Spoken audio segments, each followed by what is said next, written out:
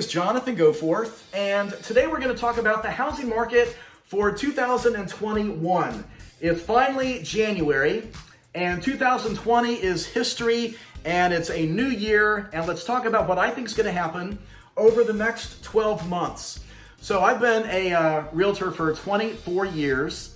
I've personally sold hundreds upon hundreds of homes, and I have a team of agents, and they have sold lots and lots of homes themselves. Last year, I got to be listed in Forbes magazine as one of the top market leaders in the country by 5-star professionals. This year, I get to be listed in Fortune magazine, comes out in March. So I'm very excited to be representing the Kansas City market as one of the top market leaders in the country. Let's talk about what I think is about to happen. If you like this video, please subscribe to my channel. And interesting that my video is going to be different. There's a lot of national speakers that are saying, get ready for the housing market to crash later this year. There's a lot of YouTube videos saying the market's about to crash. Get yourself ready. I don't think that's going to happen at all. I don't think the market's going to crash. I'm going to explain some reasons why. So yeah, please subscribe to my channel. Please give my video a like. And let's jump into this. The real estate market is controlled by a balance between supply and demand. And it's really that simple. There's your economics of real estate 101, supply and demand. So let's talk about how these shift all the time. They move up and down all the time. So when I first got into real estate, I was in my 20s and I was 29. So yeah, that makes me 52. Be 53 here pretty soon. And so when I first got into 1997, the market was pretty good. And so that took us up to 2001. And we had the World Trade Center. And the market, stock market, housing market, things dropped a lot. Back then they would have called that a kind of a crash. And so what they did back then is the government lowered interest rates over and over and over. In fact, my wife and I bought our first house back in 2001, 2 weeks before the World Trade Center got hit. And back then, I think our interest rate was about 8.25%. It was a good rate. And over the next 5 years, we refinanced our house 4 different times. In those next 5 years, the government was doing everything they could to spur on a very strong housing market, and it did. And it turned around quickly. And we had 2004, which was phenomenal. 2005, and then the market peaked in 2006. 2006 was an amazing real estate year. There was so much new construction back then, all over the country. Entire housing developments, high schools being built, huge shopping centers. 2006 was amazing. And then what happened? The bubble burst on the housing market, caused primarily by the housing market. It was caused primarily by loans. Lenders were issuing lots and lots of loans that were just bad loans. They were giving people loans who couldn't afford these houses. Lots of people. And so what happened, a lot of these that were getting loans back in 2003, 2004, 2005, 2006, were getting interest-only adjustable ARMs, which is great. The first year, those first 3 years, awesome. But when that loan would adjust into a much higher interest rate, people couldn't begin to make these payments. And so you also had what they called back then stated only income loans. You didn't have to prove your income, you just stated, I make $100,000 a year, and they'll give you a loan. And so what we had was a lot of people in houses who couldn't begin to afford them.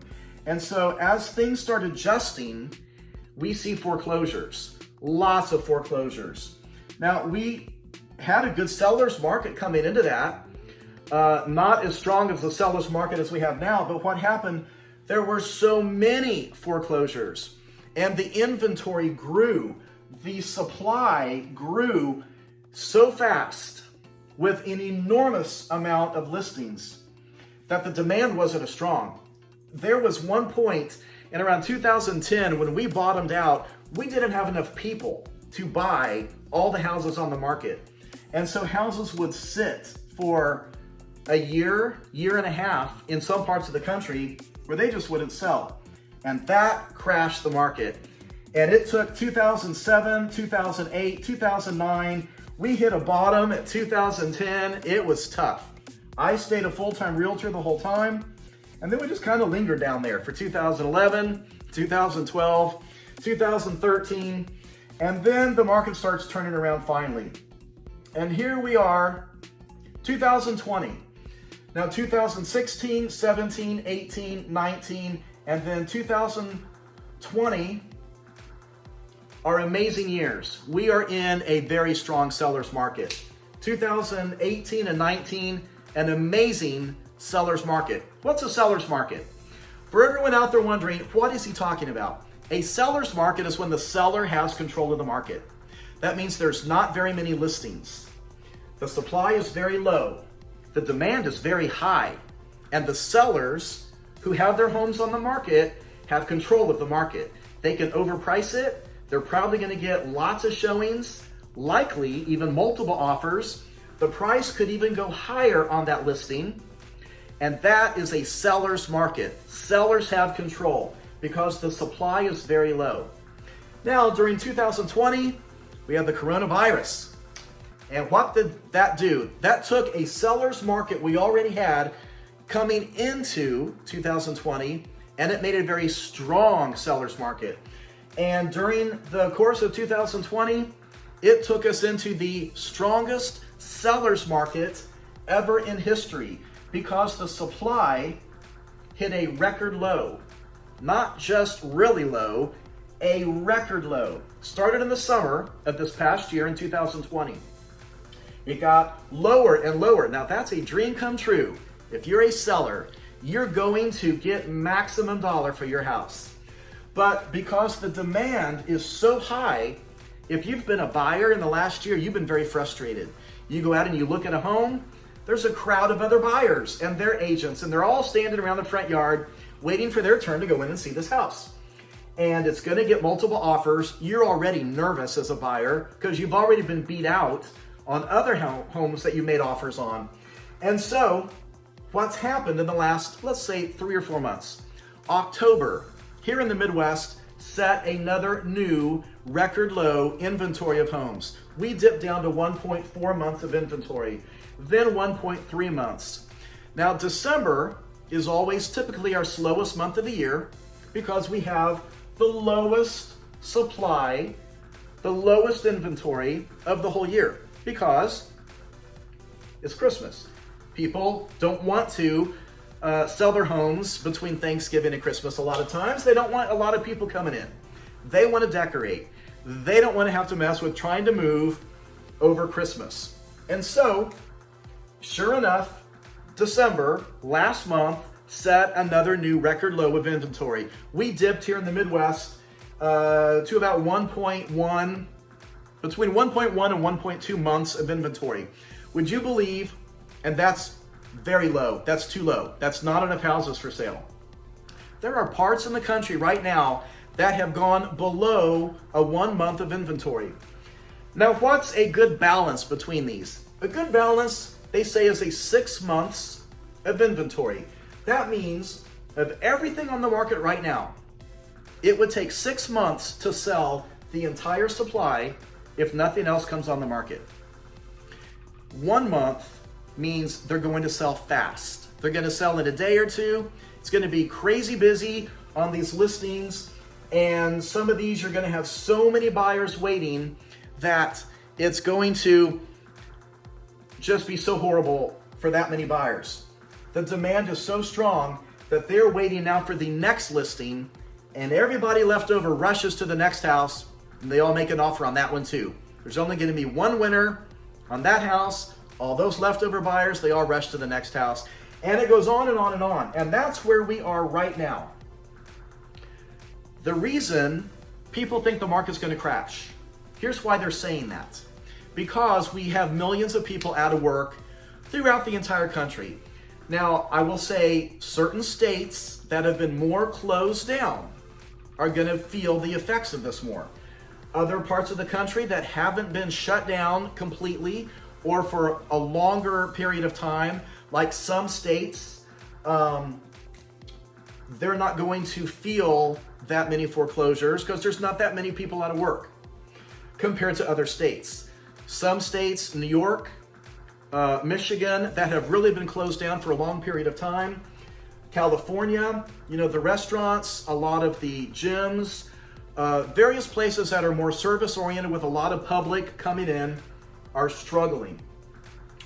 And people are thinking, because so many people are behind on their mortgage payments or rent payments, that we're going to see the housing market totally collapse.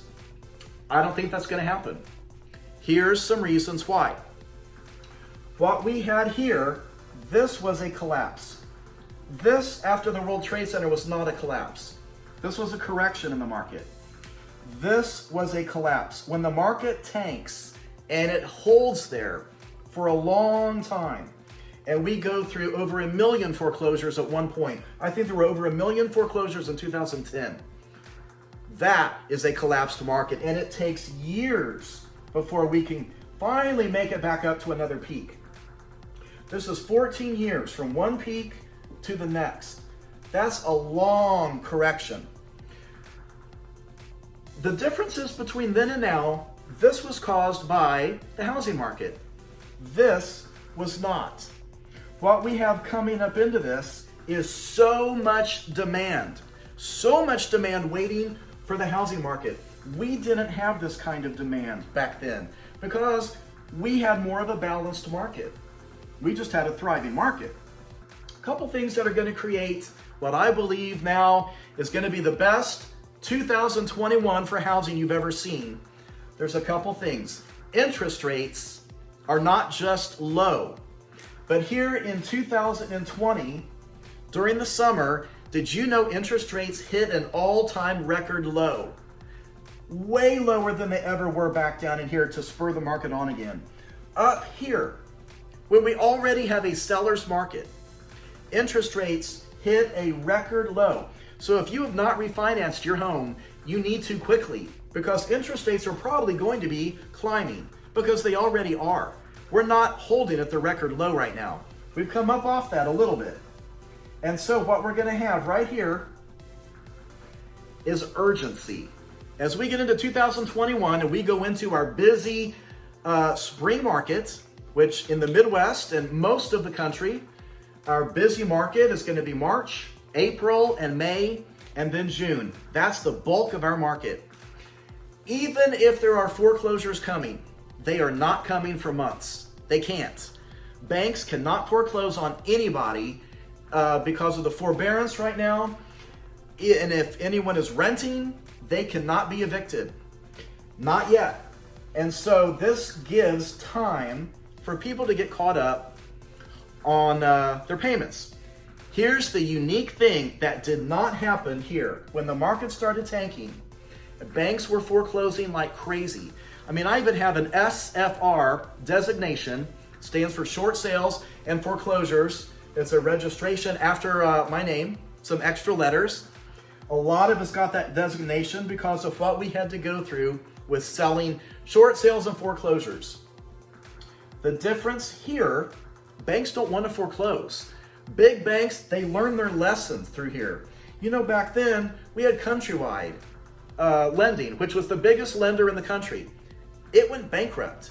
It got bought out, what was left of it, by Bank of America. We had Wachovia Bank, one of the top 4 lenders in the country. It went bankrupt. What's left of it got bought by, I believe, Wells Fargo for that one. We don't have that situation coming into this. Isn't that nice? We don't have that. What we do have now, lenders who do not plan on foreclosing this time. They're going to do something different. So before, they made people catch up on your loan, and if you couldn't catch up, if you can't pay, you don't stay. This time, they're not going to make a lot of lenders, not all of them, but a lot of the lenders are not going to make people catch up. they're going to tack on the missed payments onto the back end of the loan. So people can stay in their homes, the banks don't take them back, and they're just going to defer those missed payments to the end. So if these people have been able to get their jobs back in place and they can now start making their missed payments, they can stay. That's unique, and that's going to save us from a collapsed market. That's one of the biggest reasons right there. We have so much demand. If we do get some foreclosures, and we will in some parts of the country, we're not going to see that big of a problem because this time the demand is so high and the supply is so low. We can handle a lot more listings. We need a lot more listings to get this in balance. You know, with few listings, that means few transactions. That makes it difficult on real estate agents to survive this market. Even though it's a thriving market, not every real estate agent's selling a lot because there's not enough to go sell. Thank goodness. I will just share with you, 2020 was a record-setting year for my team and me, which beat 2019, which set the previous record we had. So yes, I'm very excited. I think 2021 will be the best year we have ever seen.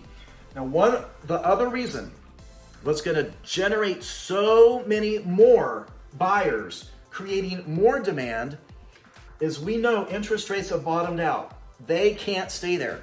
They just can't. Can't stay that low. They have to start coming up. As interest rates begin creeping up, this is going to create more buyers. More buyers are going to be jumping into the market to buy a house wherever they can get one to lock in this rate. And that's going to fuel an already interesting market. I believe if you are going to sell your house, you need to get it on the market in the next month. Get it on the market in January or February and get yourself in place for the spring market. Be prepared to move quickly because it's probably going to sell fast. If you're a real estate agent, get yourself ready for a very busy, very exciting year. I don't know what will happen in 2022. We're too far away for that. But for this whole year of 2021, if people are telling you the market's going to collapse, don't listen to them. Take advantage of this amazing opportunity to maximize your value on your home. If you're a buyer, get yourself a good house, get yourself locked in to an amazing interest rate. You will enjoy the investment of home ownership. Thanks for watching my video, guys. If you like this, please subscribe to my channel. Thanks.